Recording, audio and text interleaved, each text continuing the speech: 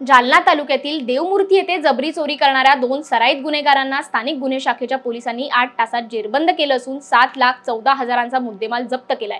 काल जबरी चोरीची तक्रार पोलीस ठाण्यात दाखल झाल्यानंतर पोलीस चोरट्यांचा शोध घेत असताना सापळा रचून 24 वर्षीय आरोपी अर्जुन सिंग छगन सिंग भोंड आणि सागर सिंग फंट्या सिंग अंधरले यांना अटक करण्यात आली। आरोपींनी चोरीची कबुली दिली असून त्यांच्याकडून रोख रक्कम, सोन्या चांदीचे दागिने, हत्यार, 4 चाकी वाहन असे एकूण 7,14,380 रुपये किमतीचा मुद्देमाल जप्त करण्यात आलाय।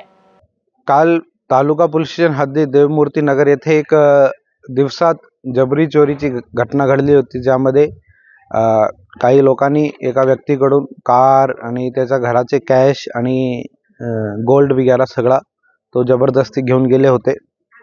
लगेच आमची तालुका पोलीस स्टेशन आणि LCBची टीम त्यामध्ये ॲक्टिव्ह झाली आणि 8 तासाच्या आतमध्ये पूर्ण 100% मुद्देमाल रिकवर त्याच्यामध्ये केलेला आहे। 2 आरोपी त्याच्यामध्ये अटक केलेले आहे। दोघे सराईत गुन्हेगार आहे।